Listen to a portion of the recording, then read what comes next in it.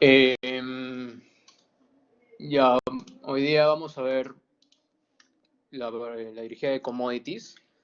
De hecho, algo que es tradicional, creo, porque al menos es así. Mi quinta dirigida, yo solo tuve 5 dirigidas. Mi quinta dirigida fue tal cual como las voy a presentar ahorita. Em, una parte bien de teórica y otra parte de un ejercicio. Y nada, eso es lo que vamos a ver. Si hay algo que no queda claro, me avisan. Pero sí, ahorita vamos a ver un poco de teoría de commodities. Bueno, básicamente nos dices, ¿puedes repetir lo que vas a decir? Mm, que en mi dirigida, lo que dije fue que en mi dirigida, lo que vimos fue exactamente tal cual lo que voy a presentar ahorita, que es lo que se acostumbra a dictar en commodities. Volviendo al tema. Entonces, básicamente lo que nos dice este slide es que el precio forward, el precio de un futuro, de un commodity, es un precio sesgado en función de la prima por riesgo, está grabando, en función de la prima por riesgo del commodity. Y esta prima por riesgo es R menos alfa, donde R es el risk free y alfa es, digamos, la tasa de descuento. Ya en los siguientes slides vamos a ver un poco más de qué es alfa. Y es que, para explicarles un poco mejor alfa, se introduce el concepto de lease rate, que es el interés que cualquier prestamista de un commodity necesita para prestarlo. Es decir, si yo hago trigo en Estados Unidos, entonces yo como un inversionista, yo le compro a una persona que hace trigo y, y si yo quiero prestarle ese trigo, teóricamente hablando, a través de otro, no sé, a través de algún contrato forward o algún acuerdo, entonces el lease rate vendría a ser lo que esa persona debería pagarme a mí con tal que yo busque prestarle ese trigo. Y desde la perspectiva de la persona que recibe el trigo, vendría a ser el costo de recibir ese trigo prestado. Entonces, básicamente acá se introducen dos conceptos, que es convenience yield y storage costs. No sé si alguien ha escuchado antes convenience yield, ¿qué es lo que es? Vamos a hacer una encuesta, porque es...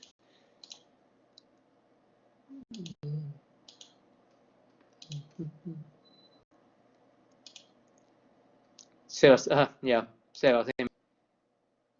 Sería el beneficio que te puede dar mantener ese activo, ¿no? Sí, Ese, exacto, claro, exacto. underlying. Pero ¿ese beneficio es monetario o es no monetario? ¿O es los dos? ¿Ah? Es un rendimiento. No sé a qué te Es un, referías. es que es, ok, ya, eso lo vemos en un toque. ¿Alguien más ha escuchado, alguien que vaya a dar el CFA, ha escuchado lo que es convenience yield?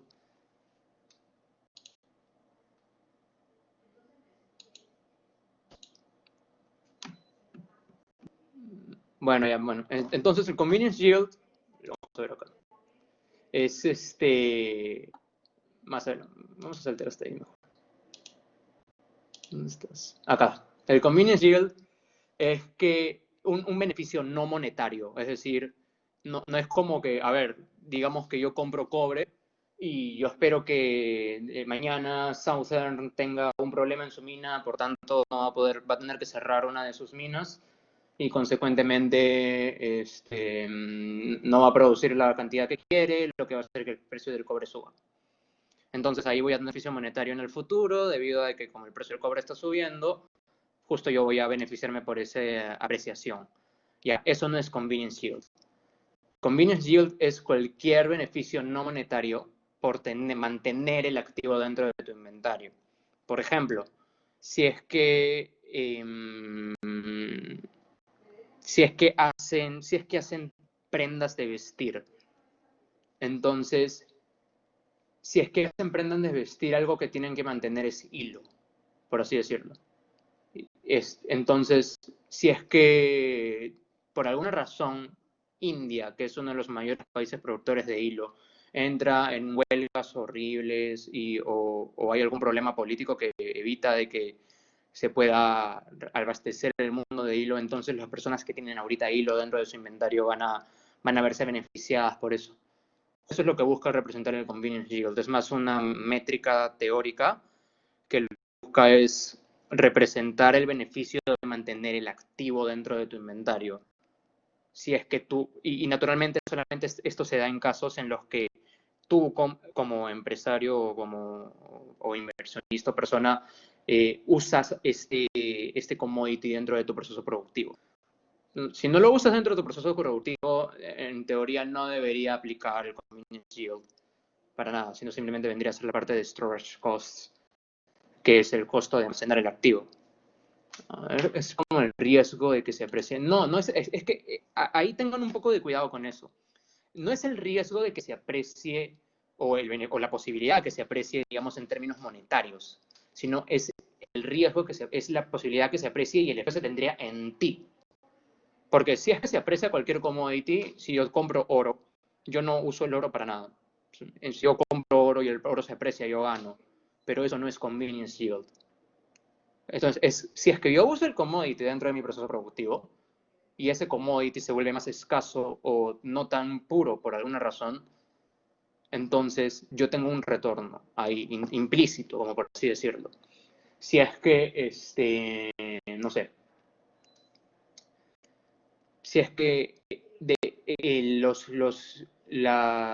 hay algún fenómeno del niño y yo tengo una cadena de restaurantes, entonces necesito utilizar mucha palta. Y por alguna razón, no sé, pensé que iba a haber un niño y me estoqué de palta en un montón de cámaras centrífugas un mes antes y tengo un montón de palta congelada.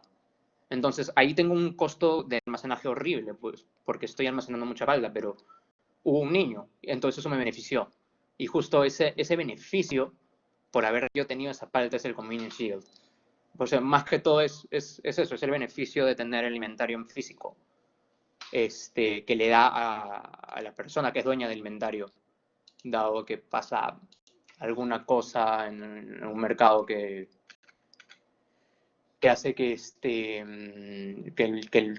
el commodity se vuelva de alguna u otra forma más escaso. Y ahí vamos con la segunda parte de la fórmula de lease rate, que es storage costs.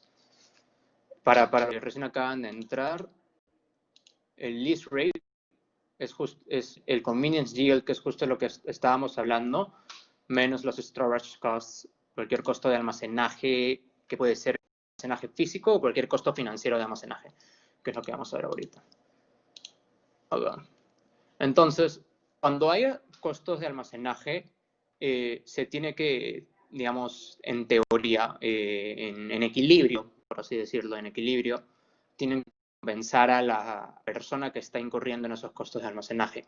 Porque si no, nadie almacenaría, digamos, algún commodity para un forward.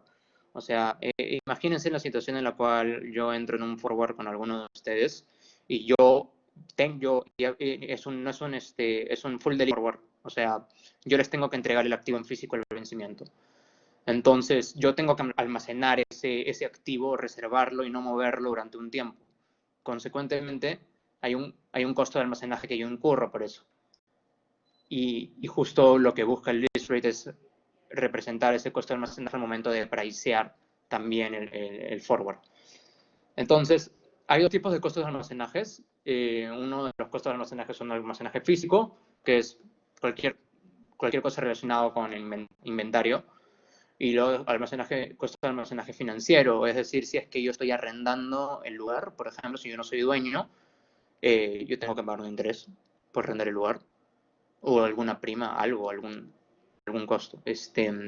Si es que hay algún tipo de seguro, por ejemplo, ¿Alguien ha escuchado hablar de Trafigura?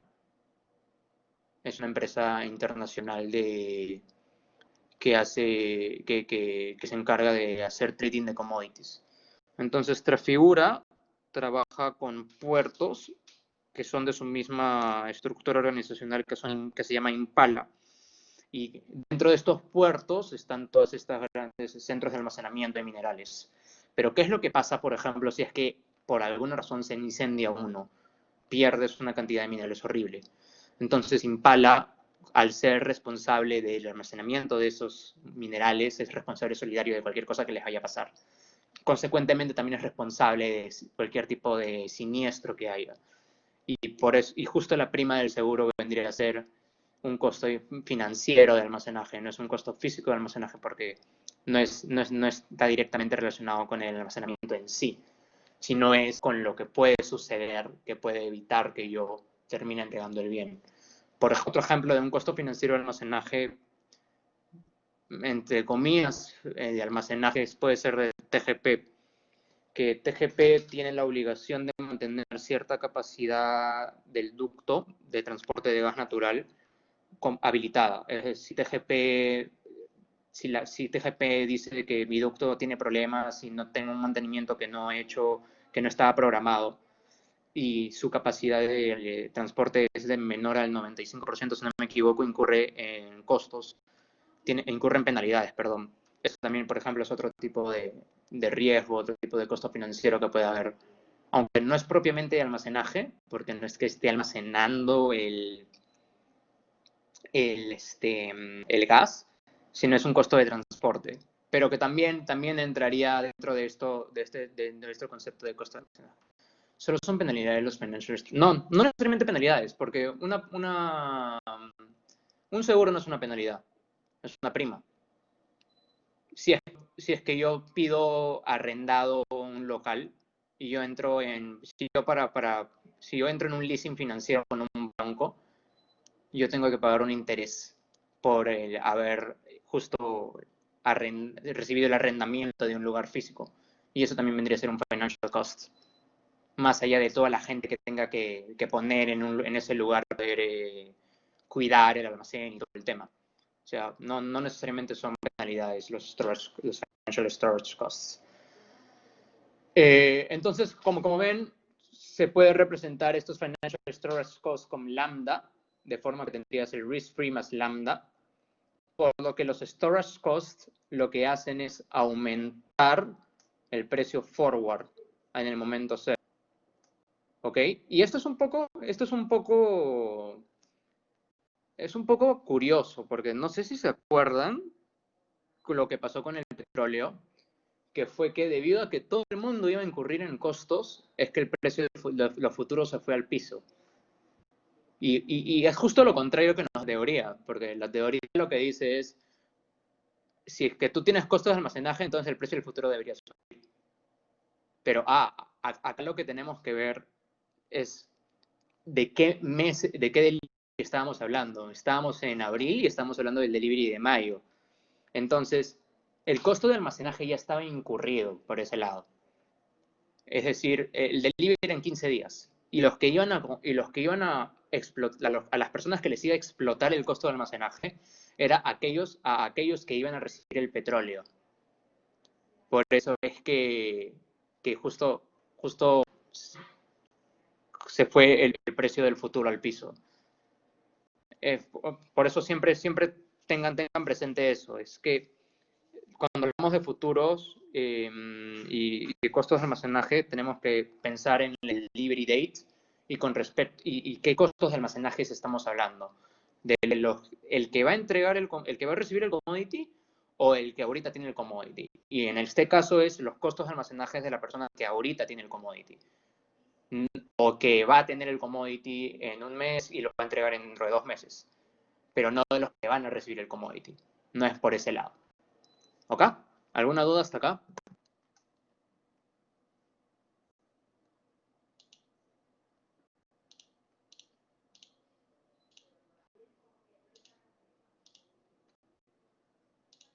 ¿Ninguna? Ok. Bueno, entonces sigamos. Entonces ya para regresar un toque a list rate. Entonces, el release rate es justo como esta diferencia entre entre el beneficio y el costo. El beneficio vendría a ser por el lado del convenience yield y el costo vendría a ser por el lado de los costos de almacenaje. Y básicamente lo que dice es, si es que yo no soy dueño del commodity, sino que yo compro el commodity y lo arriendo, entonces el lease rate debe ser el beneficio por arrendar ese commodity, que puede ser positivo o puede ser negativo. Y por eso, por ese lado, es que hay distintos comportamientos dependiendo del commodity de la curva forward. Entonces, hay dos, esto creo que sí lo han escuchado, que son dos términos, contango y backwardation. Contango es cuando el rate es menor que el risk-free rate. Consecuentemente, como el list rate es menor que el risk-free rate, el future price va a ser mayor que el spot. Es la curva bien comportada, digamos, de futuros, que es que el precio del futuro es mayor que mi precio spot. Eso es contango. Y backwardation es cuando pasa lo siguiente. Perdón, lo contrario. Cuando el list rate es mayor que el risk free. Y eso hace que el precio futuro sea menor que el precio spot. Y básicamente esto es o porque tengo costos de almacenaje negativos, que teóricamente pueden existir, o porque mi convenience yield es altísimo, porque, digamos, no sé, que puede disparar mi convenience yield comparado al risk free. Se volvió algo escaso. Un commodity se volvió súper escaso, entonces, o se espera que deje de ser súper escaso en el futuro, mejor dicho, y ya se dispara todo y los precios futuros son en el piso porque todo el mundo sabe que, no sé, va a comenzar a operar la refinería de Talara y consecuentemente va a haber mucho petróleo en el Perú. Eso puede ser un ejemplo de backwardation. Sigamos. Esto de acá, sí, lo expliqué. Ok, entonces las características. Commodity suele tener características propias que impactan en su curva de futuros, por eso dependiendo del commodity es que hay una curva de futuros distinta.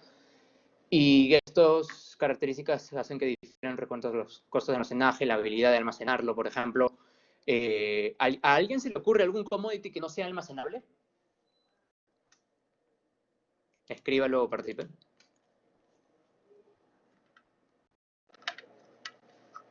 El oro no es almacenable. No lo puedes almacenar mucho tiempo, pero es almacenable. Pero estás ese lado, sigue pensando en usos del uranio. Vas por ese lado, vas bien. Energía, muy bien. Livestock es almacenable por cierto tiempo hasta que naturalmente se pudre, pero, pero energía. La energía en general es un commodity que no es almacenable. No necesariamente debe ser energía nuclear, sino la energía en general.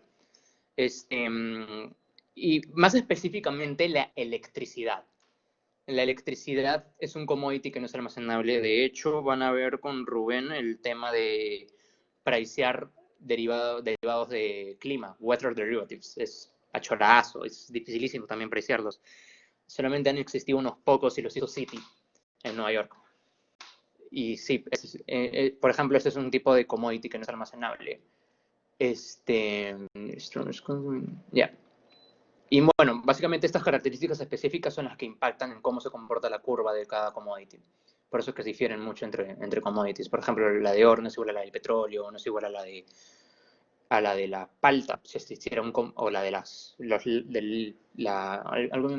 ¿cómo se llama? El trigo. El trigo es un commodity bien tradeado en Estados Unidos. Ok, entonces acá vamos un poco con la teoría de curvas de commodities. El oro, por ejemplo, está mucho más relacionado con la tasa libre de riesgo. De hecho, cuando hay un flight to quality, cuando hay crisis financiera, normalmente todo el mundo compra oro porque es un activo que sigue siendo un depósito de valor sostenible, que sigue siendo escaso. Entonces, si hay crisis financiera, el oro se dispara. Y mientras que otros commodities que también no son metales preciosos, como el cobre o el hierro, no necesariamente se van a disparar. ¿Qué más? Por ejemplo, los corn, ¿cómo se dice? Maíz, tiene una curva bien comportada hasta que hay una cosecha, o cuando es una fecha de cosecha y después cae, y después vuelve a subir, y después vuelve a caer. Entonces, son más o menos los ciclos que se espera en el corn, mientras que en el oro, por ejemplo, no hay ningún ciclo esperado, por así decirlo, más allá de un ciclo de la economía, que a veces está relacionado y a veces no.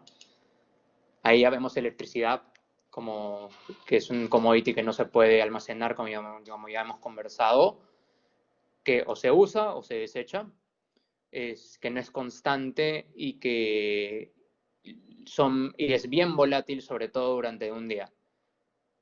Es bien volátil.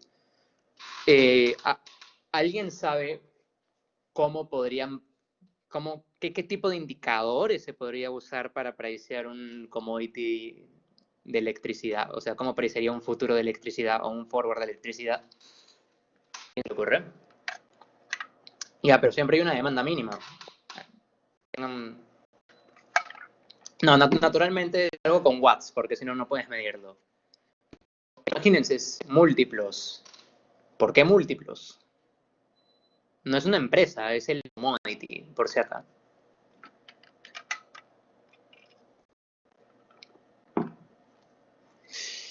Por las fábricas que vayan a entrar en la ciudad.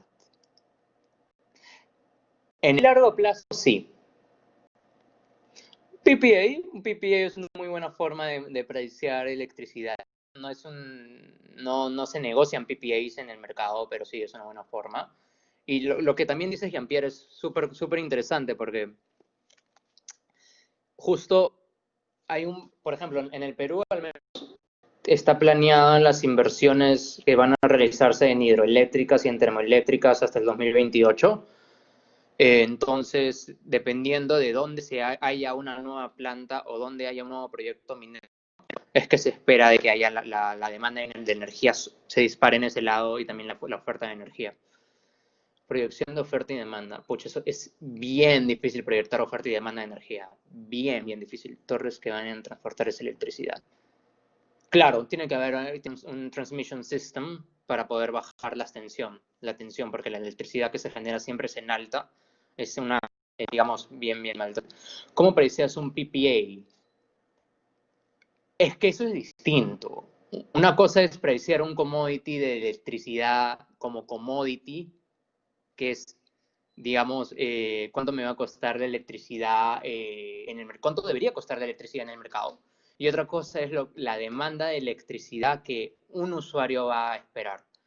Entonces, los PPAs, por ejemplo, a ver, un super summary de cómo se predice electricidad.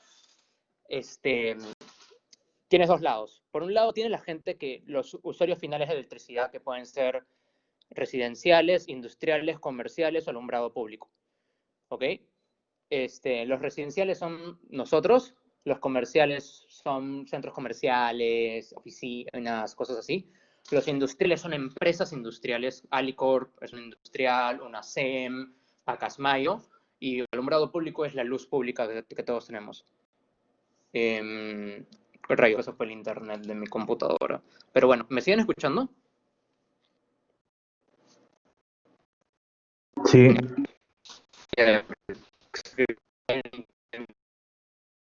Estoy en mi celular. Ok. Entonces, siendo un poco la explicación hasta que vuelva la señal. Entonces, los PPAs por el lado de los industriales, por el lado de las empresas, normalmente lo que sucede es que la empresa dice, yo espero que con esta cantidad proyectada de output que voy a tener, digamos, esta cantidad de cemento que voy a producir en los próximos 5 años, es en base a las reservas que tengo de carbón, en base a las reservas que tengo de los otros minerales, en base a mis esperados de crecimientos de demanda del sector construcción y del sector de autoconstrucción, etcétera. Ya, entonces yo voy a necesitar esta cantidad de plantas y una planta me consume esa cantidad de electricidad. Entonces, por ese lado, ya tienes un esperado de demanda de electricidad, ¿ok? Pero eso es solamente para los PPAs de una SEM o solamente para los PPAs de Alicorp. Pero otra cosa que es completamente distinta, y esto es lo que apuntaba mi pregunta, es cómo priceas el precio de electricidad en un país. Es decir, en la selva, contra la sierra, contra Puno, contra Tumbes, todo eso. Y para eso lo tienes que hacer exactamente lo que les explico, pero a nivel de país. GDP growth es un buen indicador como para tener una relación. El clima también es un muy buen indicador. Va más por ese lado, no va por el lado de, digamos, cómo precio mi electricidad a largo plazo, porque acuérdense también de que la electricidad digamos, el precio de la electricidad se refleja en el precio spot, y el precio spot cambia todo el tiempo. Digamos, el precio de mercado es el precio spot. El PPA es el precio de tener una cantidad reservada de energía para mí, y que yo sé de que esa energía va a estar ahí, porque si no me abastecen de eso, entonces, tipo, no es, ¿me entiendes? O sea, no es estrictamente reservada porque, pero tampoco es la idea que se vaya a acabar. Entonces, por ese lado es distinto, es decir, por ejemplo, antes de Quellaveco, antes del proyecto de Quellaveco, el precio spot estaba en el piso por esos lados. ¿Por qué? Porque no había ningún proyecto grande. Ojo que el precio spot se mide por módulos, es decir, el precio spot de Lima es distinto al de Ica, es distinto al de Arequipa, es distinto al del norte, es distinto por cada terminal que haya. Entonces, antes de Quellaveco, el precio spot en el área de influencia de Quellaveco era bajísimo. Después de que Quellaveco subió y después volvió a bajar, justo porque el mercado más esperaba como que, mejor dicho, espera de que vaya una central o algún tipo de empresa entre en un PPA con Quellaveco. Entonces, una vez que entra en PPA con Quellaveco, es que el precio spot, digamos, sube, porque era bajo, era bajo. Eso es algo que vi en Scotia cuando estaba viendo un préstamo para Engie, porque Engie fue quien entró con 80 megavatios en un contrato hasta el 2022 con Quellaveco durante la construcción de la mina. Y el spot estaba abajo, entró con Quellaveco y subió. Entonces, mi pregunta es, ¿cómo priceas el precio spot? Para pricear el precio spot utilizas todo lo que estaban comentando. ¿Cuál es el crecimiento de la población? El clima, si es que va a haber un proyecto de infraestructura o un proyecto minero muy grande. Acá en el Perú, por ejemplo, lo que te mueve el precio spot casi siempre son las mineras. Por ese lado, que Luz del Sur haya sido comprado por los chinos también es un conflicto de interés. Entre comillas, porque los chinos son dueños de la mitad de los yacimientos mineros del Perú. Así que, teóricamente, si quisieran manipular el mercado, podrían. Pero no lo van a hacer. No tienen incentivos para hacerlo. ¿Ya pueden ver de nuevo? ¿Volvió el internet? Ya, genial. Entonces, vamos. Ya, el precio de mercado libre de energía, ¿verdad? Claro, el precio de mercado libre de energía sin incluir los PPAs. El precio spot es el precio de que mañana una SEM necesita un poquito más de energía, entonces lo compra al spot. El precio está en el piso, está en, ¿cuánto? ¿$3? $2 por ahí. Y los PPAs están firmados por ejemplo, los PPAs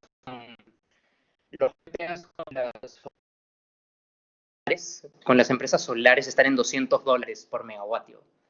Y también depende de la hora. Correcto, depende de la hora. Hay hora punta y fuera de hora punta. Depende de todo eso. Justo por eso, ese era el propósito de la pregunta. ¿Cómo precisas el precio spot? En base a la demanda futura esperada, en base a cuáles son los proyectos mineros que van a entrar, en base a la hora, en base a la temperatura del lugar, tal vez. Es que va a haber mucho frío por mucho tiempo entre el spot y el PPA. El precio spot básicamente es como un pricing de mercado. Imagínate oferta y demanda que se ajusta cada rato. Eso es el precio spot. O sea, tipo, la mayoría de lo que llaman hora puntos, sí, ya sé. Es horrible la diferencia, ¿no? Horrible. Pero sí. Es que, ¿qué es lo que pasa? Vamos por partes. Ya para terminar un poco con esto. Este, En el PPA existían energías renovables, que son las RER. El PPA es como una especie de swap.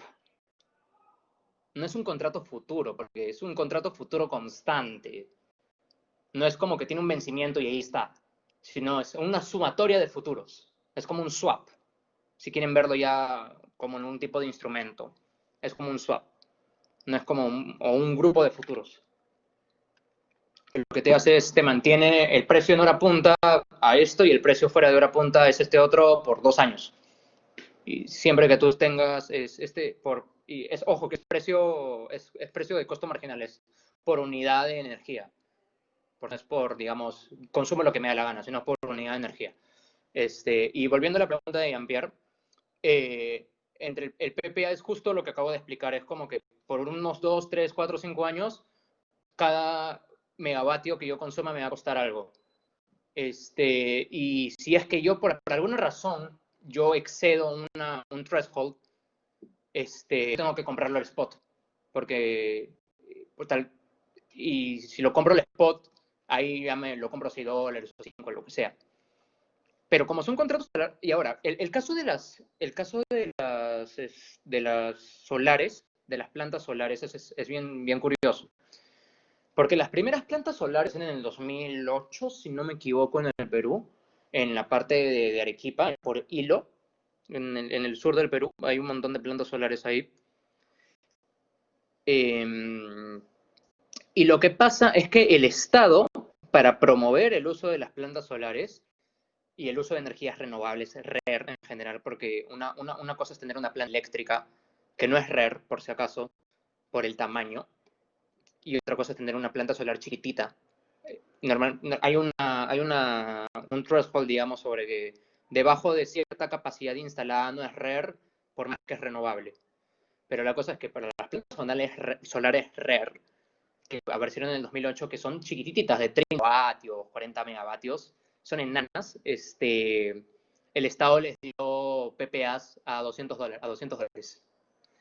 Es decir, todos los peruanos pagamos a las solares $200 por megavatio, mientras que el spot está en 6. Por eso es bien, porque en el 2008, 2010, 2009, 2000 se esperaba que iba a haber una demanda horrible de energía.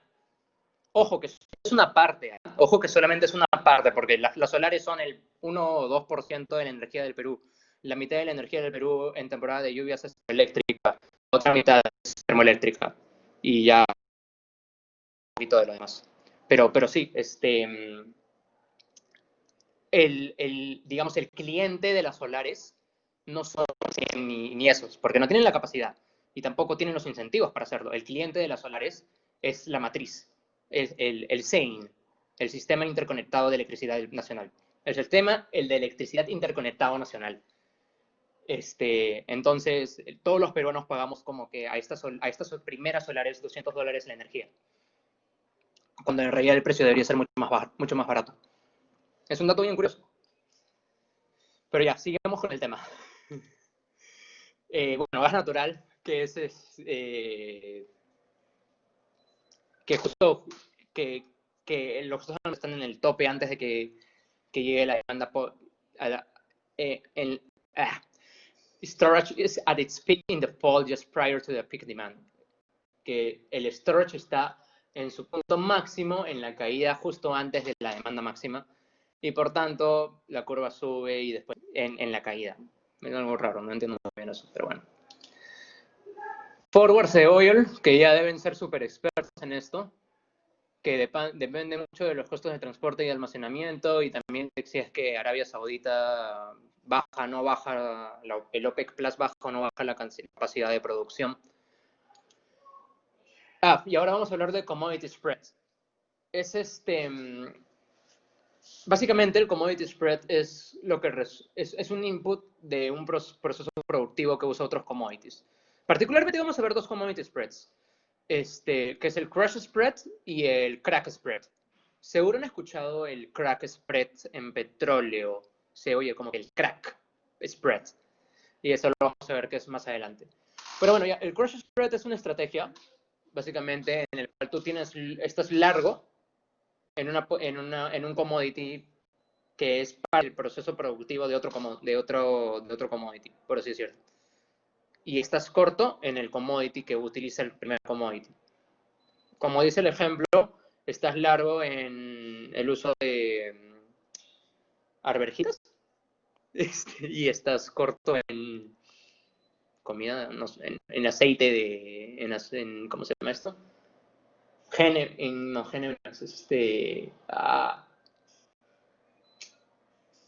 gasolina environmentally friendly, no me acuerdo cómo se llama. Diésel. Diésel.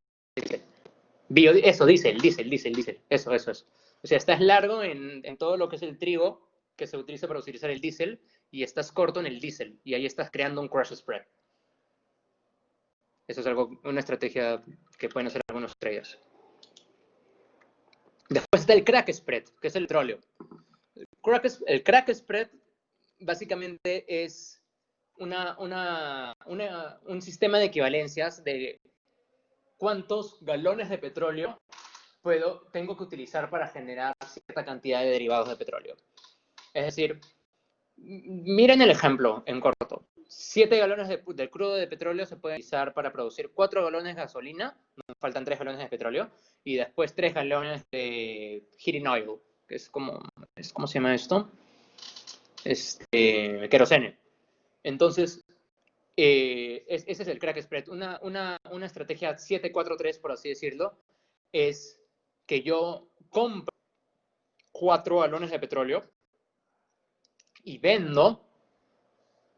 yo compro 7 galones de petróleo y vendo 4 galones de gasolina y 3 galones de queroseno. ¿Me siguen? Es como que utilizo, tiene el 4 más 3, si se dan cuenta, suma 7. Tiene que haber esa equivalencia, esa concordancia. Acá tenemos un ejemplo. Calculen, muchachos. Voy a poner cuánto vendría a ser el profit de esta estrategia. ¿Ok? Y ¿tienen idea de cómo se calcularía esto? O sea, lo que tienen que hacer es utilizo 5 galones de petróleo para vender 3 galones de gasolina y 2 galones de queroseno. ¿Y cuánto vendría a ser el profit de esta estrategia? Sí, pero no soples, pez Andrés. No soples, pez Andrés. Sí, ya, entonces, voy a hacer una encuesta. Opción múltiple. Ya, pero calculen el profit por galón de petróleo, no el profit de toda la estrategia.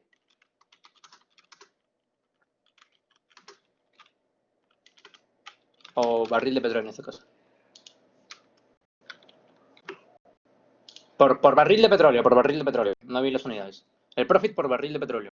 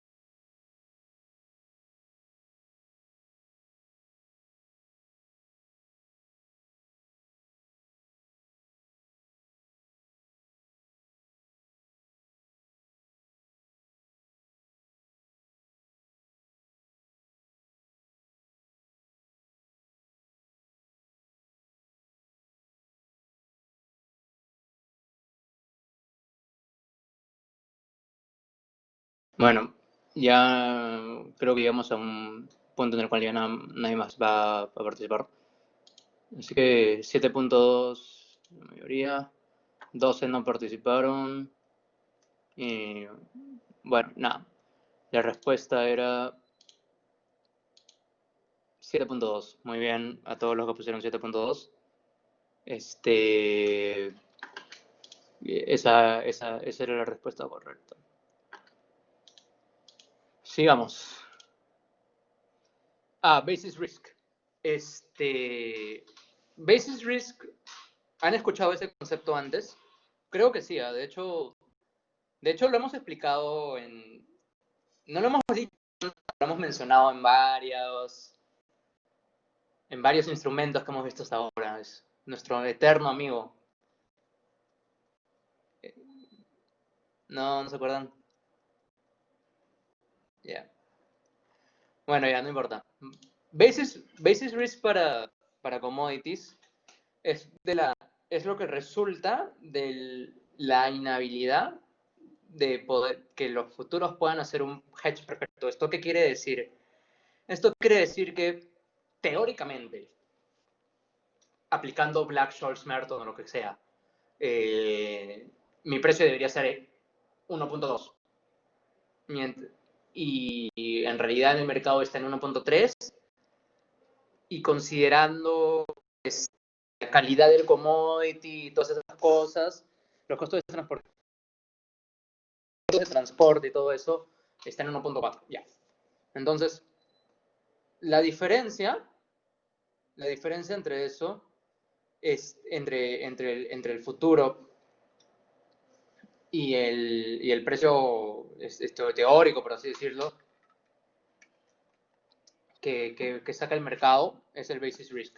Cuando vean CDS, van a ver que basis risk se ve por el lado entre el CDS versus el spread sobre el Treasury de los Estados Unidos, del yield del bono. O sea, básicamente por un lado tengo un derivado, que es el CDS. Un momento. Ya.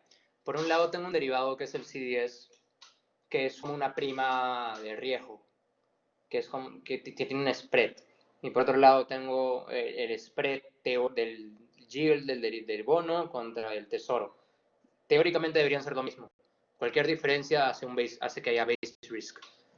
Y el equivalente en commodities vendría a ser, por un lado tengo el contrato de futuro, que está hecho con un commodity teórico, y por otro lado tengo los contratos verdaderos, los verdaderos precios, que están hechos incorporando todos los costos de transacciones y las impurezas que pueda tener el commodity. La diferencia es lo que genera basis risk. Es eso, básicamente. Esto realmente nunca no importa cómo se calcula el basis risk. ¿Cómo es la diferencia? Es es como es una resta. Es precio, digamos, teórico versus precio mercado. Es el mispricing. La existencia de arbitraje. Es eso.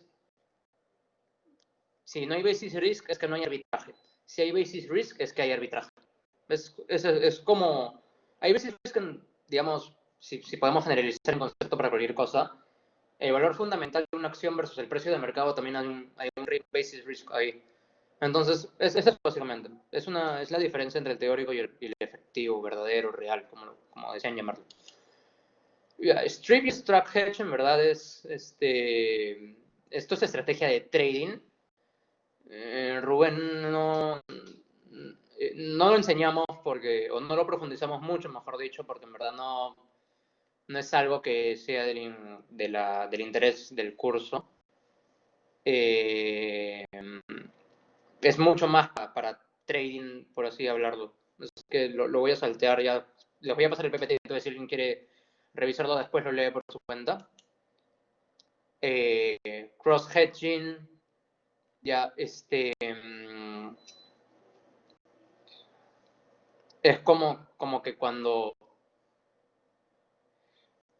no está el derivado que tú quisieras que esté, básicamente es el underlying es como que no es exactamente el mismo. Básicamente existe en la mayoría de los commodities existe esta situación. Como el ejemplo que pone, no hay contratos de gasolina de jets en Estados Unidos. Por tanto, se requiere un cross hedge para hacer el contrato de gasolina de jet. Que básicamente es utilizar otras cosas para otros productos similares. ¿Cómo se dicen en economía? Sustitutos para hacer el hedging. En realidad no es eso, básicamente. Tampoco se enseña mucho porque no es. Pricear esto es bien yuca, así que tampoco lo profundizamos mucho. Lo voy a dejar igual para si es que alguien quiere leerlo después. Weather Derivatives, que ya es lo último que les dije que Rubén van a tener un caso de Weather Derivatives, que básicamente en Estados Unidos al menos es por el lado de la agricultura y también por el lado, que es, digamos, por el lado del Weather Derivatives por el clima. Entonces, por agricultura, si es que hay un tornado, se friega. Acá, si hubiera un mercado lo suficientemente líquido, de hecho, habría derivados de clima para el fenómeno del niño. Pero si ni siquiera podemos a veces comprar opciones en algunos mercados, en algunos bancos porque no hay liquidez, menos va a haber derivados del clima. Y nada, esta es la última pregunta ya para terminar con esto. Vale un punto de engagement si es que contestan mal y 0 puntos si es que contestan bien. Así que, mentira. Pero eso es una broma, es una broma, es una broma. Pero contesten la pregunta, no la dejen en el aire.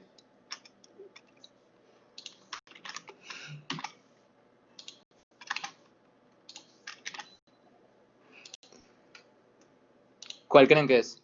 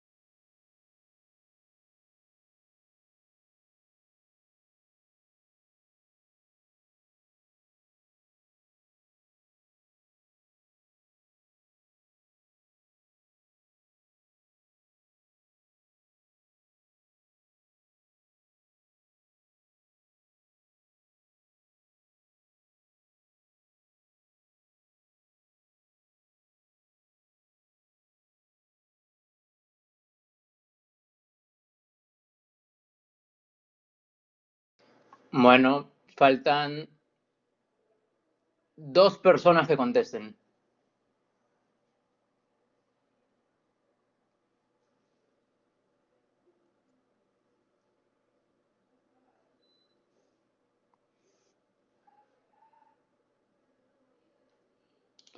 Bueno, ya.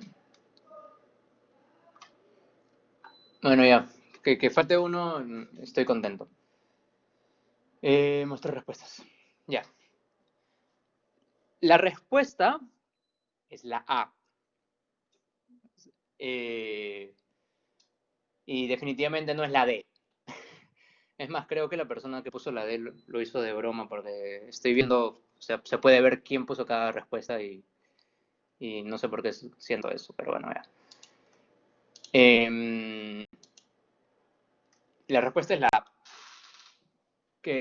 Y vamos a recordarlos por qué es la A.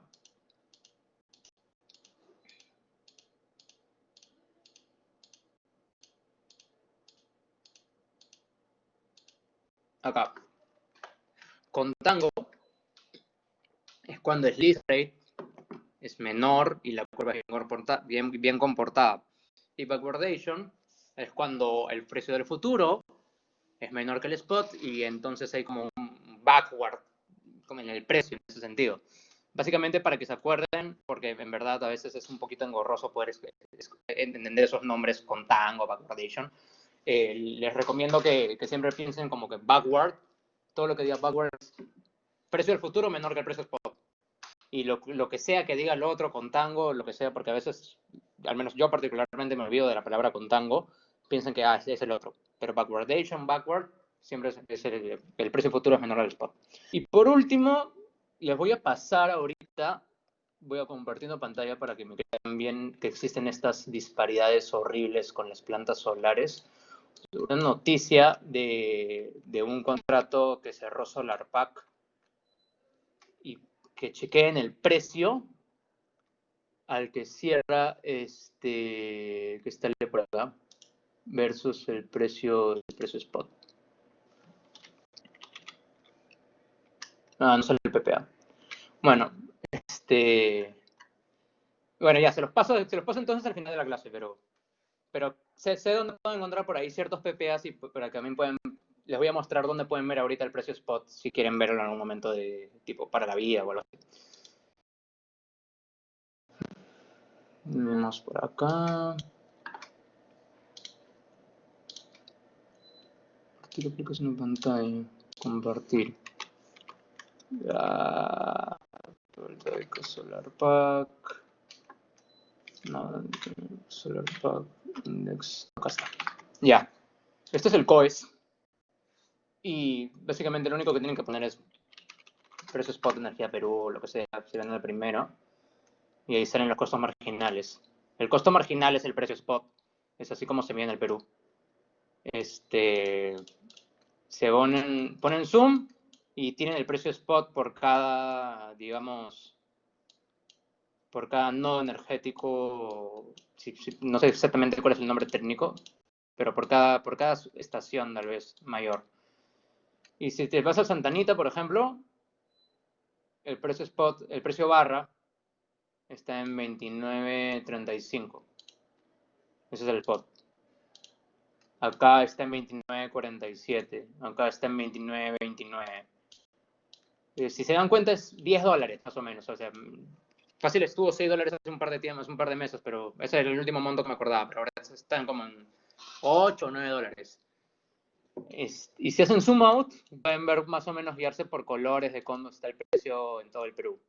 Y si se dan cuenta, lo más caro está en el sur y en el norte, donde ya está 30 soles, en sur está 30 soles 57, 31 soles en la selva, pero no llega ni siquiera a 100 soles. Mientras que normalmente los PPAs, a ver, ¿dónde les puedo? O sea, podría mostrarles ahorita buscar PPAs, pero demoraría mucho tiempo. Les voy a pasar un screenshot, tal vez por el chat al final, donde pueden ver más o menos el precio. Que no puede ir a una zona que... A ver, ¿se puede hacer arbitraje en electricidad o la energía de un nodo? A ver, ¿se puede hacer arbitraje en electricidad o la energía de un nodo no puede llegar a otra zona que no le pertenezca? En teoría no debería, justo por eso nodos. Porque porque los nodos, acuérdate, para que la energía llegue, es que tienes que tener un sistema de transmisión. Entonces, a menos que yo tenga un sistema de transmisión que esté conectado a este terminal, si lo quieren llevar así, que te lleve hasta Tacna, entonces no debería ser. Y aparte tendrías el costo de mover la energía desde el norte hasta el sur. Porque si lo piensan, si lo recuerdan bien, la mayoría de las centrales hidroeléctricas, que es lo que mueve el Perú, está en la sierra. En la sierra. Tienes en Cusco, tienes por acá, Engie, Enel, todos ellos están en la sierra, en las lagunas. Porque por ahí están los ríos, por ahí está la altura, por ahí está la presión. Las termoeléctricas pueden estar en cualquier lado. De hecho, tienes Termochilca en Chilca, que debería haber hecho que la energía en Chilca sea baratísima, pero Termochilca es malísimo. Hasta el 2018 creo que iba a quebrar y le iban a liquidar. De hecho, le intentaron vender antes de la última vez que se puso en venta. Le intentó vender la SART y no lo pudo vender.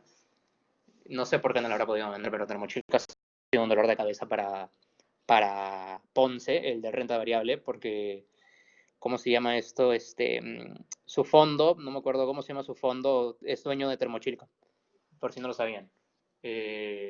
¿Cómo se llama el fondo? La Reinvial. La Reinvial es dueño de Termochilca, entonces es un dolor de cabeza para Ponce ese activo. Eso debió haber hecho que el precio spot en Chilca, digamos, haya sido en el piso, que la energía, que hagan de energía bien bueno y que las cosas mejoren en el Chilca, pero en realidad no pasó nada, porque Termochilca es bien malo. Y bueno, eso básicamente. Acá pueden ver, por ahí si alguien es curioso, estos precios cambian, digamos, de forma diaria, puede ser. Así que ahí vas actualizando con el tiempo. Todo es información pública y lo pueden checar ahí. Ahora vamos a la parte de ejercicios. Que estaba tratando de buscar. SolarPack, por si acá, es digamos, la que entró primero al Perú. Ahorita Engie y Enel también tienen sus plantas, pero estaba buscando para ver si por ahí encontraba uno de los primeros contratos de PPA de SolarPack rápidamente. Pero no lo encontré. Y vamos acá. Ok. Tohan.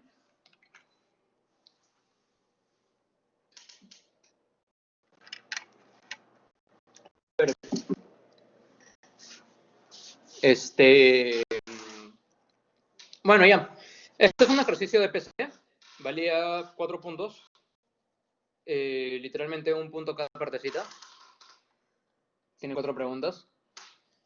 Es un clásico, siempre lo hacemos en clase. Al menos lo hicieron en mi clase. Y nada, este es el ejercicio que vamos a ver hoy día. Les voy a subir también el PPT que acabamos de ver porque son conceptos que entran en PCs, que entran en el final. Así que tienen que tener más o menos bien claro please rate, convenience yield, contango, backwardation, y cómo es que cada curva forward se comporta bien dependiendo del tipo de activo que es, si es oro, si es plata, si es trigo, si es energía, si es gas, si es petróleo. O sea, no tienen que ser los específicos, pero tienen que tener la capacidad de poder pensar cuáles podrían ser los drivers que podrían afectar la curva. Básicamente el ejercicio que hicimos con electricidad ahorita, que dijeron PPAs, es más como, ¿qué otra cosa? Pues, proyectos mineros, infraestructura que haya o que sea barata. Que si eso no es temporada de lluvias, porque en el Perú lo que manda es las hidroeléctricas. Y si es temporada de lluvias, las hidroeléctricas se despachan primero, lo que hace que baje. La hora del día, si es hora punta o fuera de hora punta. Esos temas. Más que todo es para comentes, para que piensen en eso. Así que ya, vamos con esta pregunta. Company A is a mining company which produces annually 50,000 megatons of zinc. Una curiosidad. ¿Saben cuál es la diferencia entre esto y esto? La diferencia entre estos dos. Porque a veces, una vez traté de reclamarle al profe como que basado en esto y no me dio bola. Básicamente es ton, sin de acá, el primerito, está en, si no me equivoco, está en libras, y tones está en kilos. Entonces, hay un mismatch en las equivalentes. Cuando tú dices one tone, estás en realidad viéndolo más por un lado de libras, y cuando dices más ton, one ton, estás viendo más por un lado de kilos. Y eso hace que haya, son distintas unidades. Curiosidad para el futuro, si es que en algún momento, en alguna entrevista, alguien les pregunta la diferencia entre uno y el otro. Pero bueno, volviendo al tema. Ya, produce 50.000 millones de toneladas de zinc, o mejor dicho, metric tons, toneladas métricas, perdón, del zinc. La compañía es altamente sensible al precio del zinc naturalmente. Vende un porcentaje de su producción en el precio, al mercado spot, al precio spot, y el otro porcentaje lo utiliza con forwards. Desde que puesto que la compañía produce un commodity, su principal objetivo es vender al precio más alto y ser un productor de bajo costo, o sea, maximizar precio, minimizar costos. La compañía tiene un all-in cash cost de $2.000. La compañía tiene un bono de $3 millones con una tasa de 8% con maturity en el 2025. La compañía tiene un cash balance de $150 millones. La compañía está evaluando una estrategia para vender su producción en zinc, en el spot o por forwards.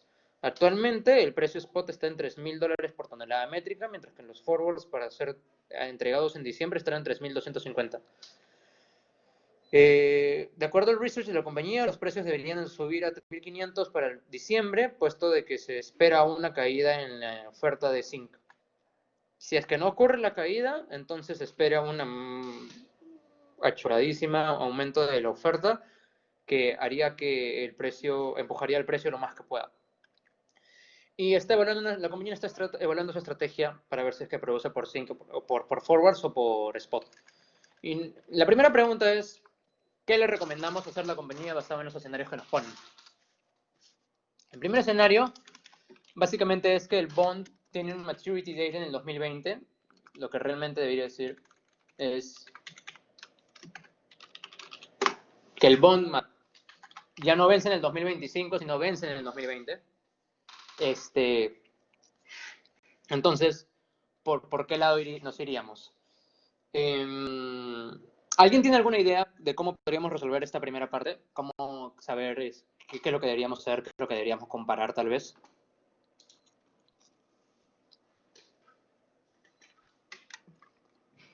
Les voy a dar una pista, piensen en micro 2 o en micro phi. Piensen en esperados.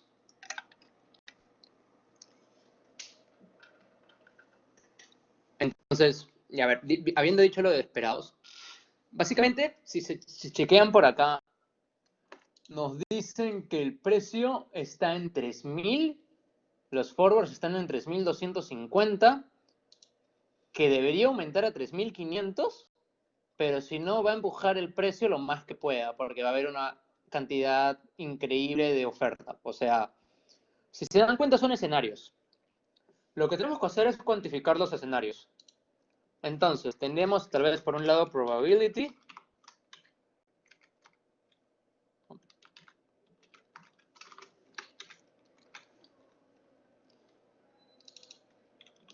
Y por otro lado tendríamos price.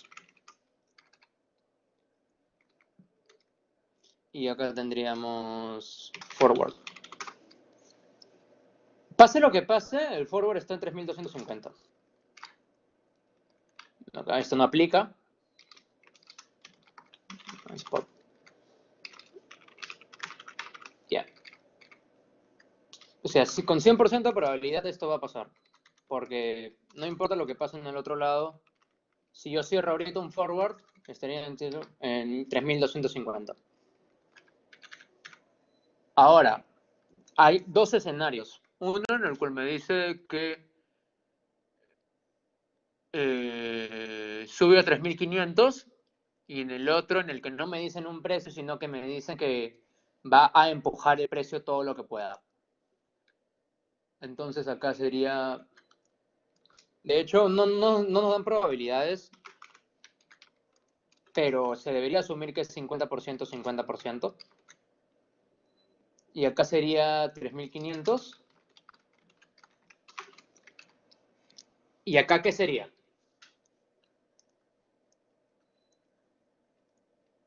¿Qué quiere decir que empujaría el precio lo más que pueda? Al ser, muy bien, sería el costo marginal, el all-in cash cost. Entonces sería 2000.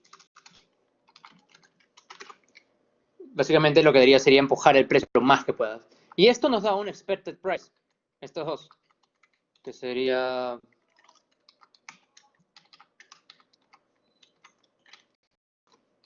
esto de acá. Entonces, basado en esto, tengo dos opciones. La primera opción, dado de que es... lo que tengo que hacer es tratar de hacer un colchón de caja para fin de año, porque si no hago ese colchón de caja, entonces, ¿qué es lo que sucede? No voy a poder pagar el bono, que son 3 millones de dólares. De hecho, yo tengo 150 en caja, por lo que me quedaría 150 para pagar. Entonces, con 3 millones. Va a estar en millones, ¿ok? Por los intereses. Hay que considerar los intereses, ojo, que acá dice que es un annual rate of 8%. Entonces, como pago en diciembre es anual, asumiendo que se paga en diciembre, sería 324 millones de dólares. Esto está en millones. Es lo que tengo que pagar. Yo tengo cash por 150. Entonces, si quieren verlo así como mi CFO, también tiene que ser un monto de tal que esto sea lo menor posible. O que prepague o que la cantidad que refinancie sea la menor.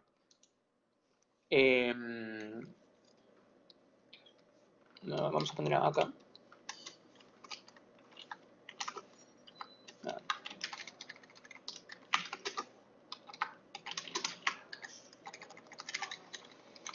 Entonces,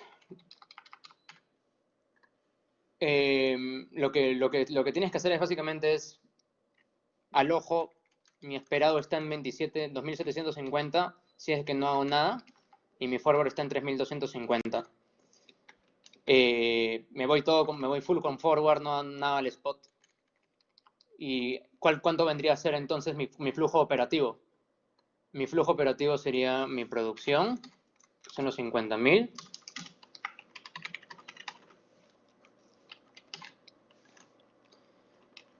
Mi precio vendría a ser el forward. Por lo tanto, mis revenues...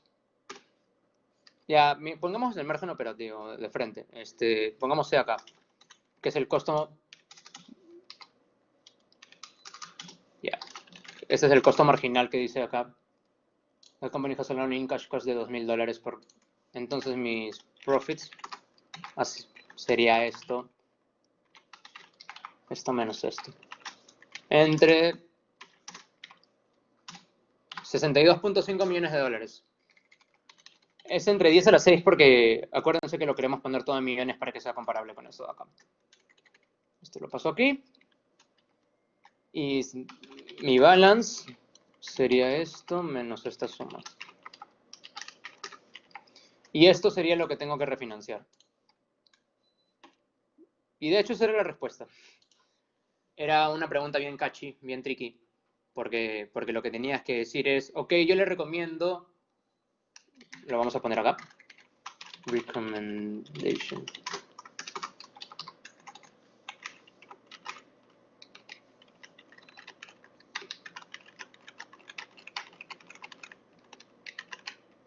Yeah.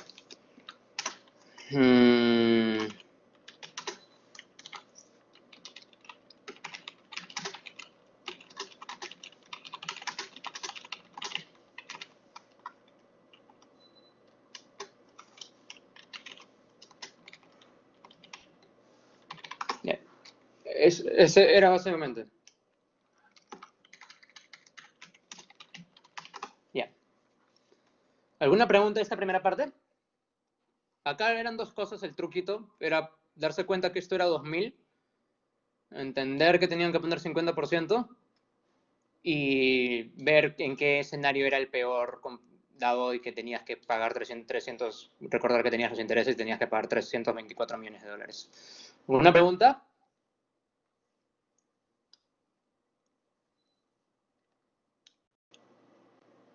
¿Dudas, inquietudes, consultas?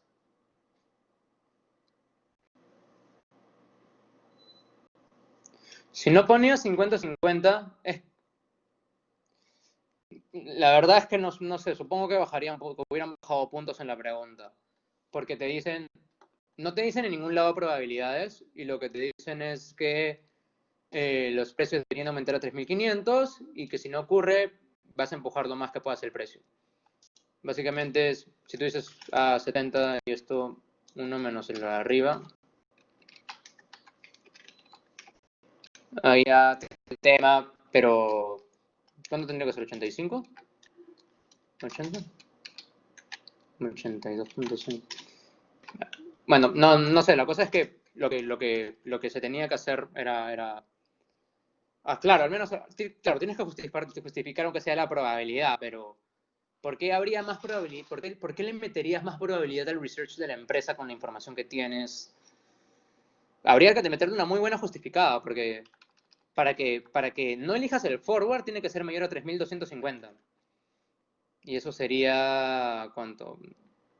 Como un 85, 84, 83, ya, como un 84% en el best state of the world, best case escenario.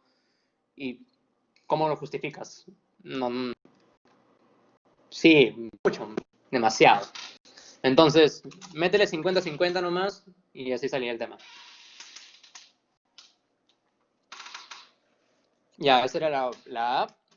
Ahora vamos a ver la B.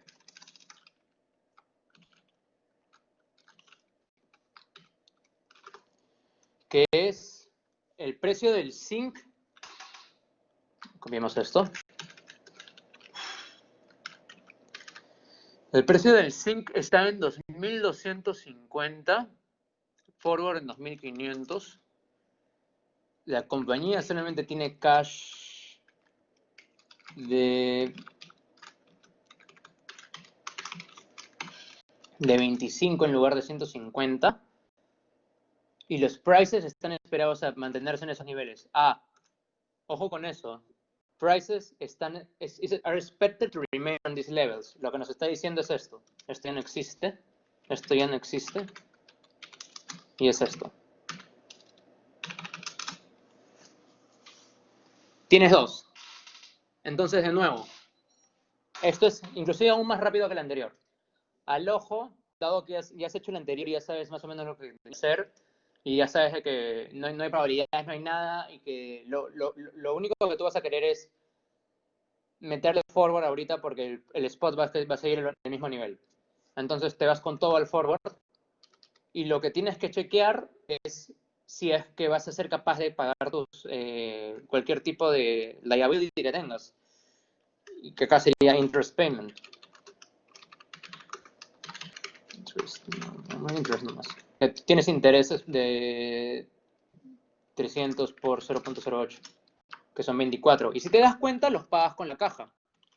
Entonces, por ese lado, no importa tal vez que no vas a tener que tener mayor deuda ni nada de eso, ni tener que escribir algo relacionado a ese tema. Entonces acá volvemos a calcular lo mismo. Sería esto de aquí. Solo que ahora utilizamos 2.500. Tenemos que el profit es 25. Por lo que tienes que tu CFO es 25. Y si quieres irte más allá, puedes hacer cash balance. Sería en cash nomás.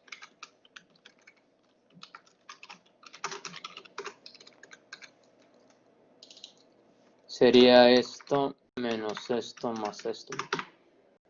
Y algo así, o sea, esto es todo lo que se tenía que hacer en esta primera parte. Respondiendo eso, tenías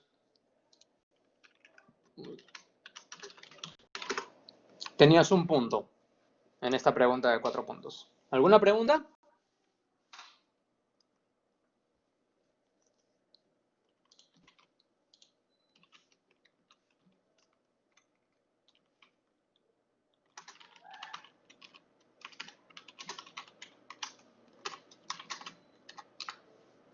¿Alguna duda?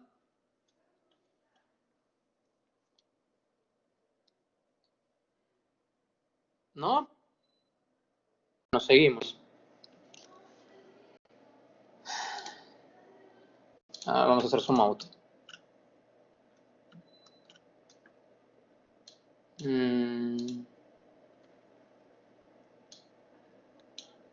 Ya. Ya. Considera una situación en la que la compañía hedgea toda su producción. Nos están cambiando la producción, chequen. Va a ser 100.000 metric tons, toneladas métricas, a 3.250 de forward, pero solamente produce 80.000. ¿Cuál vendrían a ser los efectos en el P&L si el precio en diciembre es 3.500 y cómo cambiaría si es de que es 3.000? ¿Alguien se anima a decirnos cómo debemos responder esto?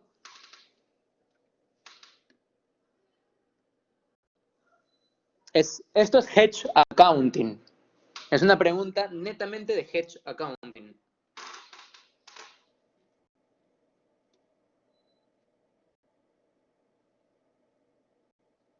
¿Alguien se anima? ¿Saben hedge accounting, verdad?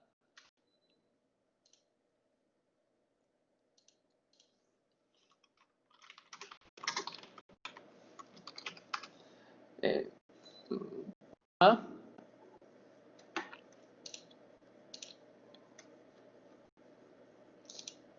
Pérdida de ganancia. O sea, los cierres. O sea, hedging es la contabilidad de hacer un hedge.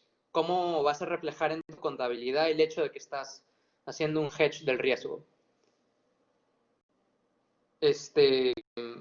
¿Alguien tiene alguna noción de hedge accounting? Tal vez, ¿cuáles son los dos tipos grandes de hedge accounting que hay?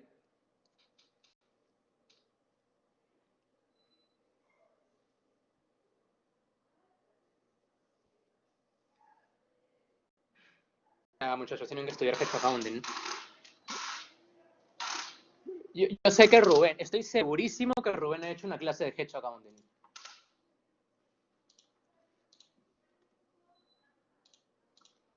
Bueno, ya, rápidamente les voy a recordar un poco. Hay dos, fair value y cash flow. Ajá, cash flow y fair value hedge. ¿Cuál es la diferencia? ¿Te acuerdas? En uno de ellos vas a tratar al underlying como valorarías al derivado y otros al revés, ¿no? Pero no como No, valorarías, sino como lo pondrías en la contabilidad, mejor dicho. ¿puedes repetir en uno de ellos qué, perdón? Básicamente de cómo vas a poner cómo vas a contabilizarlo, ¿no? Según la norma contable, ya que normalmente en el fair value lo que vas a hacer es el hedgeado, lo vas a poner a mark to market, y en el cash flow al derivado lo vas a poner en accrual, ¿no? Claro, sí, pues, es una forma de verlo. Yo no diría accrual, yo lo que diría es que en el fair value todo va a estar mark to market todo el tiempo y en el cash flow lo que vas a hacer es pasarlo todo por el OCI, Other Comprehensive Income. Así que solamente se hace, es como cuando tienes un activo, una inversión financiera, cuando eres y lo tienes no lo tienes, digamos, para tenerlo hasta el vencimiento, si no lo tienes disponible para la venta y por tanto, cuando está disponible para la venta, cualquier ganancia o pérdida va a pasar a través de OSI y se materializa cuando se vende. Es eso. Chequen la clase de Rubén de Hedge Accounting para, para que tengan las nociones necesarias de Hedge Accounting. No es un curso de conta, pero sí es importante tener una idea de que la diferencia entre el uno y el otro y esas cosas. Entonces, básicamente acá lo que estamos viendo es un cash flow hedge, porque no vamos a tener vamos a registrar las ganancias o la pérdida al vencimiento, que es cuando hagamos la operación. Entonces, el único profit and losses que nos importa es el profit and losses del vencimiento. Porque si no, todo va a estar en OSI y no va a haber nada. Tipo, todo va a estar en Other Comprehensive Income. Y no se va a representar nada en el profit and loss. Entonces, ¿qué es lo que tendríamos? Tendríamos, mejor dicho, ¿cómo creen que deberíamos representar esto? ¿Alguna idea qué es lo que debería hacer? O sea, ¿cómo podemos ver el impacto en el profit and losses?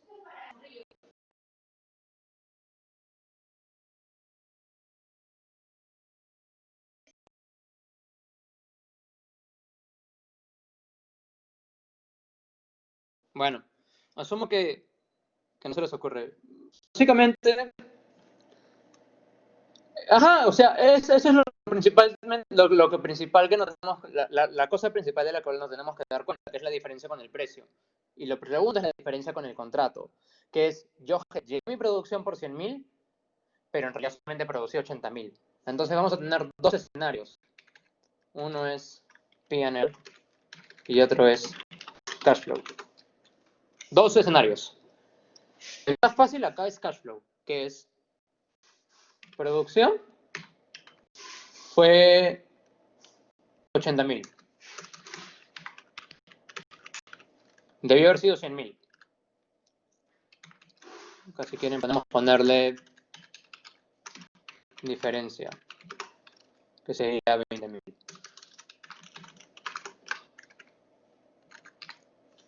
Precio, ¿cómo es cash flow? El único precio que importa es el precio verdadero. ¿Y cuál es el precio verdadero? El precio verdadero es el de 3.250.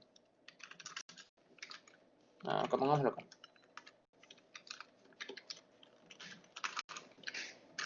Y mi costo de la pregunta anterior es acá un all-in cash cost de $2.000. Rayos.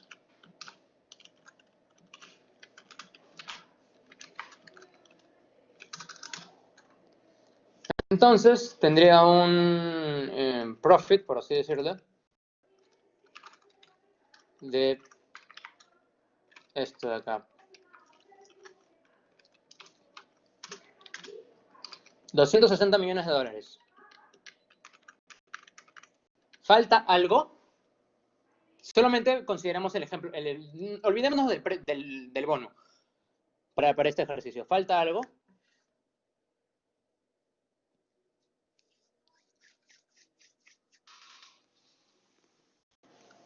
Exacto, los 20.000. Y esos 20.000, ¿cómo está, Sebastián?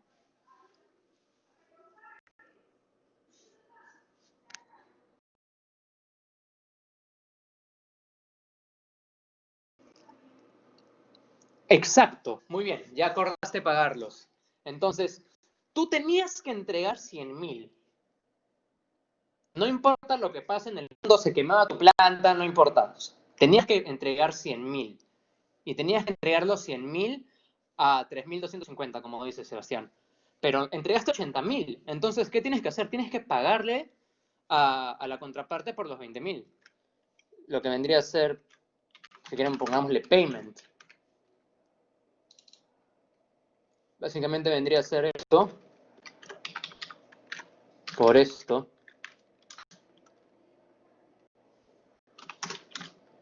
Lo multiplico por la diferencia. 80.000 por el precio menos el... Ah, caramba, tienes razón. Ya. Qué rayos. Un toque. Sí, error de fórmula, sorry. Y ahora sí. Era 80.000 por la diferencia entre el precio y el costo entre 10 a la 6. Ya. Perdón. Gracias por el comentario, Sebastián. Entonces, tenías en realidad 100 millones, pero tienes que hacer un payment de 65 millones. Que vendría a ser por el lado de lo que tú dijiste que, tenía que, pero, ojo acá, ¿va a ser a 3.250 o va a ser a 3.500?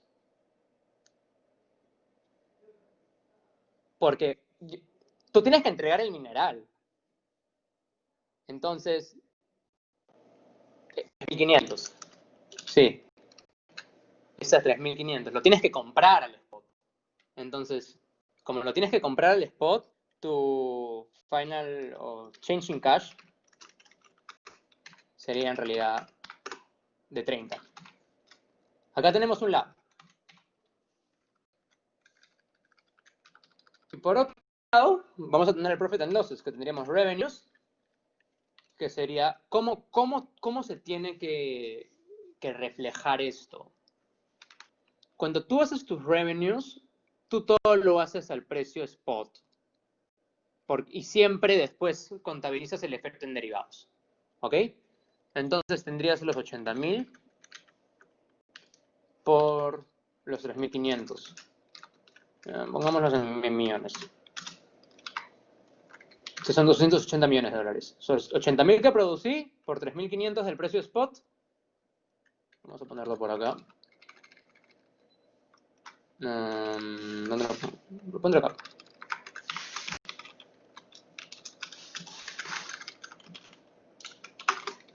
Ya. Ahora sí. Después tengo los costos.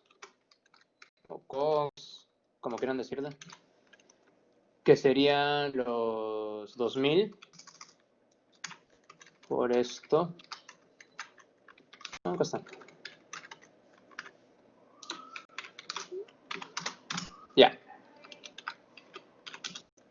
Tenía una EBITDA. Todos conforman hasta acá.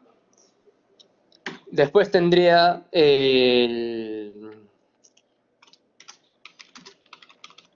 forward loss. ¿Qué es el forward loss? Es el efecto de la diferencia del precio. El mark to market, que sería más esto menos el spot por 80.000 o por 100.000. Los revenues los hemos hecho sobre 80.000. Pero el forward sería por 80.000 o por 100.000. Sí, muy bien.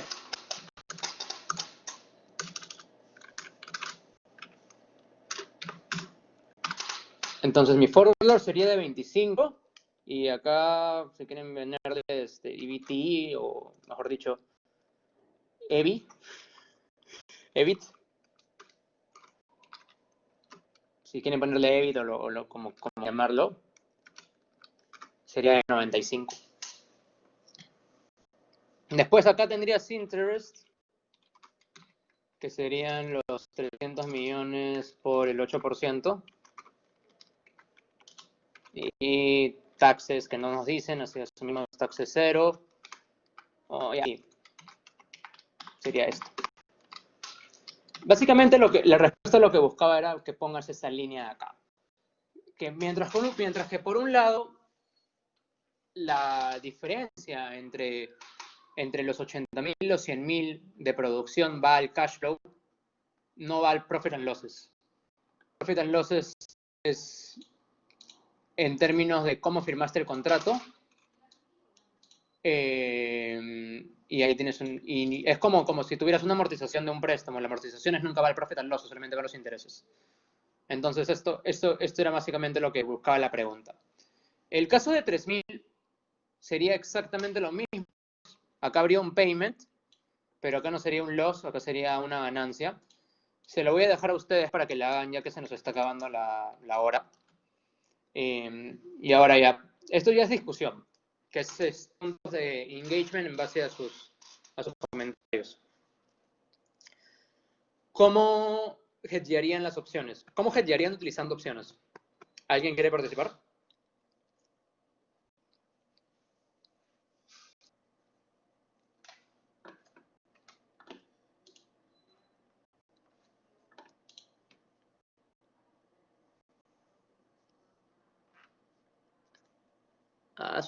Me odian, creo. Bueno, nada, acá básicamente es discusión de qué opciones tendrías que utilizar. Si querías un punto bien bueno, bien chévere, habrías puesto esto de aquí. Commodity swap. Lo que dice su nombre, es una permuta de commodities. Un commodity swap, que básicamente es, yo te voy a dar pagos basándome en un índice de precios. Es decir, en vez que sea, digamos, imagínate el siguiente escenario, tú tienes LIBOR y tienes tasa fija en un lado, por tanto tú cambias tu LIBOR por tasa fija. Acá tú tienes ingresos linkeados al precio del commodity y tienes un pago fijo. Es exactamente lo mismo. Commodity swap. Es una forma que podrías hedgear esto para estabilizar cualquier volatilidad en los precios de los commodities. Call options. Mejor dicho, short call options. Posición corta en calls. Long puts. Zero cost collar.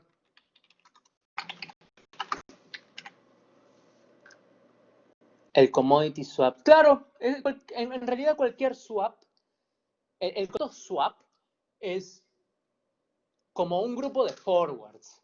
No es exactamente con opciones, Andrés, porque acuérdate que en las opciones tú tienes la opcionalidad de querer ejecutar o no ejecutar la opción.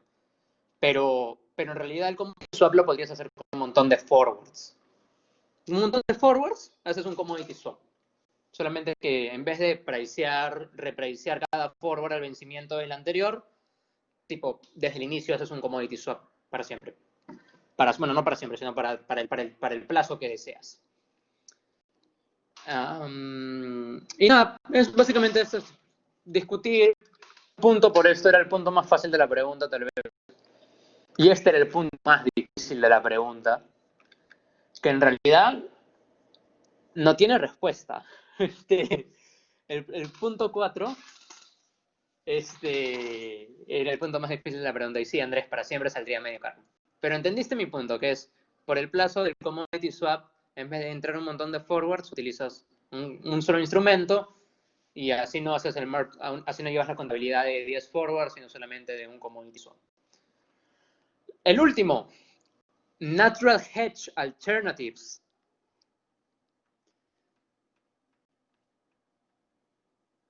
Any ideas? Any natural hedge?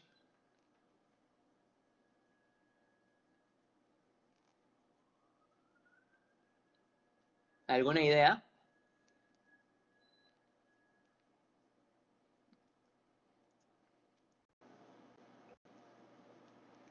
Bien, algo que tenga correlación negativa con el zinc, ni idea de qué. Exacto. Pero sí, algo que tenga correlación negativa con el zinc. Pero también podría ser algo que tenga correlación positiva con el zinc, ¿no? Solamente que tendrías que hacer lo contrario. En vez de estar largo, es estar corto. Tienes una posición de venta, una posición corta, en vez de estar en una posición larga. Exacto. Entonces, algo que podrían haber puesto, porque en verdad, como les comenté, esta pregunta no tiene respuesta, porque hice mi research en internet y en las mineras de por sí ya tienen un montón de natural hedge intrínseco.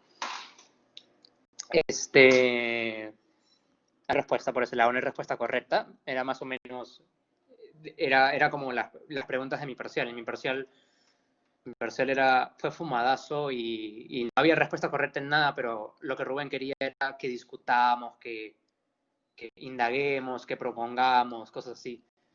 Y en base a qué tanto te reventabas en la cabeza pensando en las respuestas que te ponía el puntaje. Por eso mi parcial fue bien raro. Sí les comenté que lo que tenía que ver como que con un escenario futurista en el cual la persona tiene que pagar un tax para poder respirar. Y hay inclusive un mercado financiero sobre donde se pricean estos derechos de respiración. Naturalmente, si es que dejas de respirar, mueres. Y hay dos grandes, digamos, países, uno donde es muy industrial, donde el costo del oxígeno es caro, y uno que no es industrial, donde el costo del oxígeno es barato, pero el PBI per cápita del industrial es altísimo, por tanto, la gente gana bien, y en el no industrial el PBI per cápita es como si estuviera en la década de los 80, con Alan García en la hiperinflación y Velasco Alvarado juntos dentro de un presidente. O sea, era todo lo contrario. Y ese era el propósito de la pregunta. Pero, volviendo al tema, se ríe un poquito. ¡Qué malo! ¡Hala, tío! No sé, la verdad. Pero a veces Rubén se pone bien creativo. Es lo interesante del curso. Hay mucha incertidumbre. Como diría Guarote, es el mercado. Tienes que acostumbrarte al mercado. Este, pero bueno, ya. Volviendo a la pregunta, algo que tenga correlación negativa con el zinc. ¿Qué hubiera puesto yo? Yo hubiera puesto estos.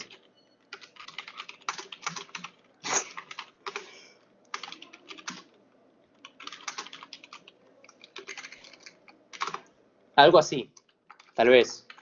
Otra que también se me ocurrió es hacer un crush spread. ¿Se acuerdan del crush spread? Lo vimos. Básicamente tenemos que buscar un producto que requiera el zinc dentro de su proceso productivo. Y de hecho, la mayoría de las barras de hierro o barras de acero utilizan una capa de zinc como protectora. Entonces los principales compradores de zinc en el mundo son justo los que hacen estas barras de hierro. Aceros Arequipas con recurso zinc. Entonces, esta podría ser una alternativa, hacer un crush spread, que naturalmente mi long zinc sería meter long en esta empresa A, porque estaría en long en company A, sino sería short stocks of algo así, de productores de barras de hierro, de barras de acero.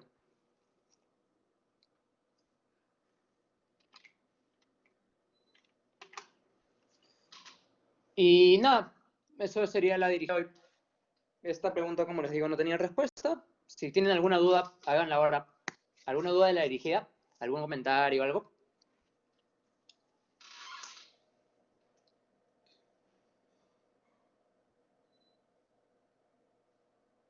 ¿Todo bien?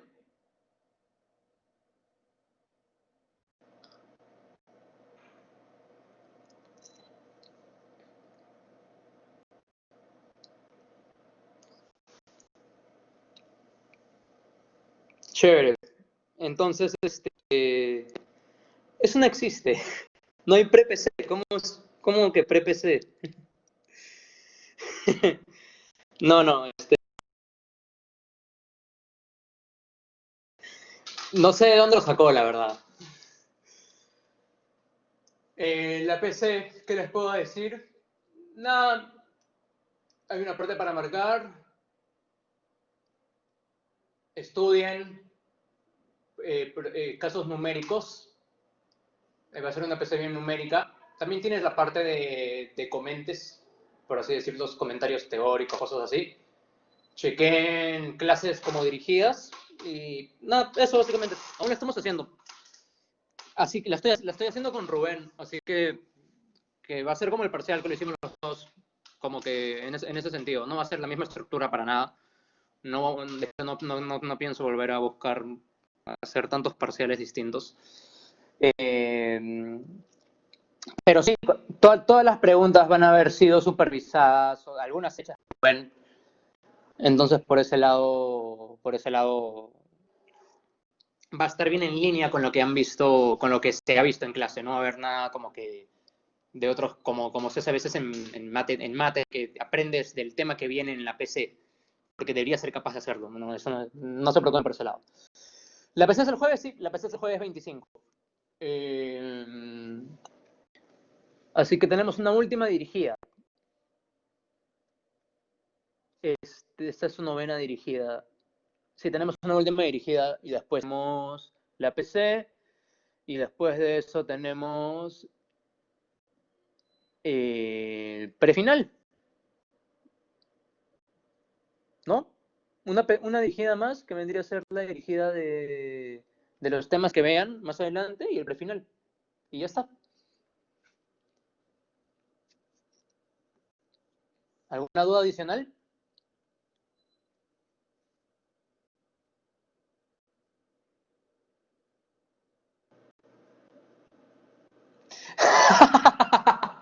Pucha, me gustaría, pero tengo exámenes de doble grado el 1 de julio, el 7 de julio, el 10 de julio.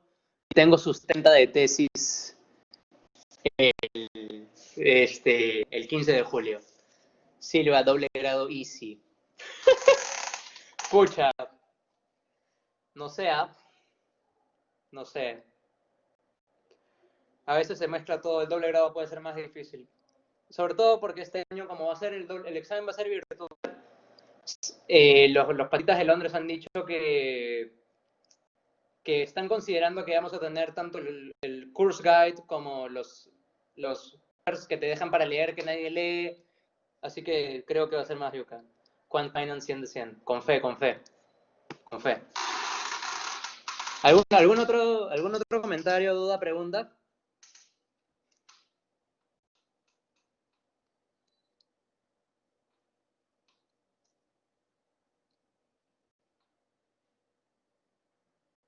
Bueno, si no hay nada más, eso es todo, muchachos. Gracias por venir. Los veo la semana y después la PC.